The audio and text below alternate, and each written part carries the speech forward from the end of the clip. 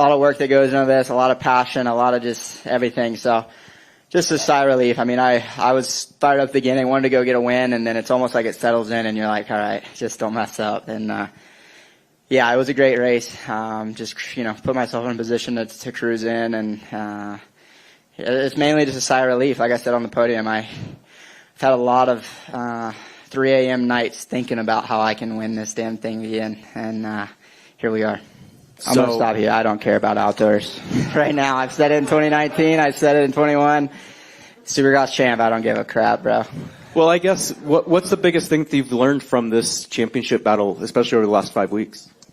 Just, being in it, right? You gotta stay in it. You gotta stay present. You gotta stay focused. You gotta apply yourself every weekend, especially against Chase. Like he said, I think he really turned it on there at the end. And, I had a great season, but when he was on, he was on. But it's hard, these last few when you have a lot on the line. You gotta be good, but you don't want to put yourself in a vulnerable spot. So I think for me, it was, something that, you push hard, but you're also wise and you put yourself in good position. So it's been a little bit stressful. It's never easy. It's never, the funnest times, these closing stages, but, feels great when you get to this point.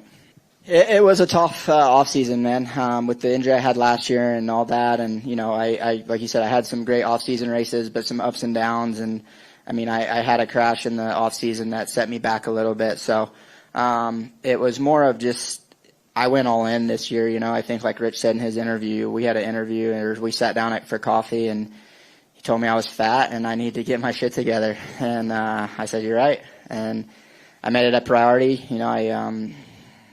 I put all head forward. I woke up every day, grinded. I got to give it up to my team. Everyone says it, but they truly push me to be the best version of myself every day. My teammates, my training partners, Jacob has been very underestimated as a training partner and teammate, and he pushes me every day. And just the people we have with Swanee and my physio guy, PJ back home, like we go all in every day, and that's what Star expects from you, and I love it. And that's what made me, put myself in this position. And it's not, it's not fun and picture perfect every day, but this moment right here makes it worth it. Dan Beaver, NBC Sports. Was it at all difficult to race smartly today, especially when you were embroiled in the same three-way battle that you were embroiled with last week? It was, and you never know, right? Like I was a little bit timid of maybe I knew if I was in Chase's situation what I would probably do. With that being said, I was a little mindful of it, so I had to be smart there. You want to be on the attack mode, but you also, like I said, I gave myself that buffer and that opportunity. And those two behind me were battling for third place in the championship, and I knew that was happening. So obviously once I kind of knew where everything was playing down, I just kind of rolled over a little bit, took my fourth, and everyone's happy. Jacob gets third, I get the first, and it's a win-win for everybody. Jace. Coop, I got 2 questions. One's serious and one's unserious. Which one would you like first? We'll do serious then unserious. All right. So you are now a 3-time Supercross champion. James Stewart has 2. Chad Reed has 2. There's a whole bunch. Tomac has 2. Like, there's a whole bunch of dudes that have only ever managed to get 2 championships. And I think you've said it of yourself in the past that you might not be the fastest, you might not have the physical attributes of some of these other guys, but have you had a chance at all to really reflect on just how insane it is to be a 3-time champion in this era of Supercross? You won your first championship in 2019. It is now 2025. That's, I think, the biggest thing, like you said, right? The time gap, right? In 19 and 21, it was almost like you're programmed, and I'm just at Eldon's, and we're grinding, and, it was great. And the competition was super stiff, but things were coming at me just almost too good sometimes, right? Like you take a win for granted because we were clicking so much. So that's what really makes this one stand out, was the time gap, the injuries, 2022 season that was, ridiculously bad. So like I said, to fight through all that, to come close in 23, to come close last year, to do it at 29 years old, 3-time is it's a dream. Honestly, that's the easiest way to say it. And I'm hopefully I can keep going and keep it going. But at 29, you never know, right? And these kids are fast. So I'm going to keep doing my thing. I'm going to put myself in these situations every year. I know I'm a gamer and I can do it. So I'm going to go as long as I can. But like you said, to get this third one means the world, and especially now as a dad and as a father and on another team. I think that's huge for me. These are the guys that gave me my first ever shot as a pro, and to repay Bobby Reagan and Brad and these guys with 450 championship means a lot. Yeah, it's literally a Hall of Fame night. Like, you don't ever have to race Supercross again, and that's a Hall of Fame career. So I appreciate that. Unserious one now. I've heard legendary stories of pre-race championship nights in this city in particular, where the semi-doors get closed. It's just the Carolina boys inside the rig, and there's some real shenanigans that go on. Are you a little bit too old for that now, or do you get that same crew around you, get the vibes as high as possible? What was tonight's championship like in the rig before this main event? It was still fun. Obviously we're older and wiser, but I have the same crew with me. We just are all dads. So it's pretty funny, and we were vibing, and music was blaring, and those boys were hammering beers just like the good old days. And but yeah, it's cool to have like a lot of everybody that was in my wedding is here today, and I'm the only child, so they're like my brothers, and to have them is super special, and just my family and just everyone here, right? And you're nervous. You're like, I haven't done it yet, guys. Like, if I fail, I'm gonna look like an idiot. So, but it's fun. Like you said, tonight we'll enjoy it. Obviously, not like my old 17, 18, 19-year-old days, but we're gonna sit back and enjoy it with the kids and the wife and the friends and family that we have here for sure. Congrats, brother. Thanks, Chase. Alex.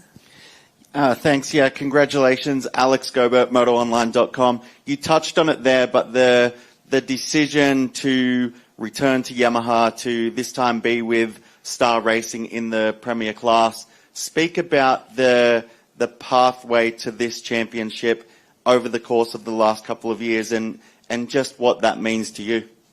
Oh, yeah, man, it's I'm thankful, right?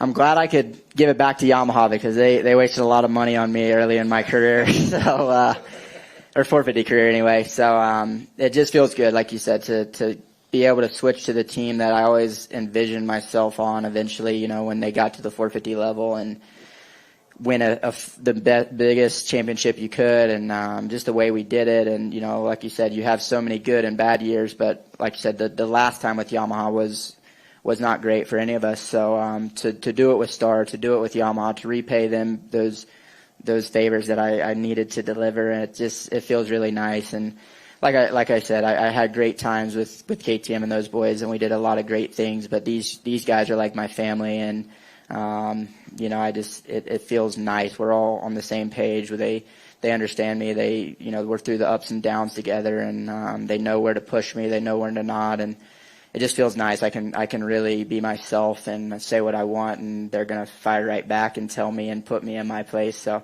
super special. I mean, Bobby, like I said, I call him my grandpa. So it's really special, man. It's super, super special. Adam. Adam from Track Talkers. If there's one thing I've learned about dirt bikes, is there is a lot of struggles behind the scenes that nobody will ever know about, between like being pissed off at your teammate, the team, the bike setup, being hurt. There's so many things that go on behind the scenes to get this done, and you got it done at the highest level. Can you take us through, now that you finally have that feeling of relief, take us through some of those things that really made this championship so sweet? Well, I think, yeah, just the ups and downs. I know it's cliche to say, but like you said, you hit it now on the head. Injuries, and just, last year racing, I was in pain for 9 months with my thumb. It just never healed. It never got better. I'd crashed and re-hurt it, and it makes you tough, right? That's the bottom line, and it's easy to roll over. It's easy to, I've won too. I've made a lot of money.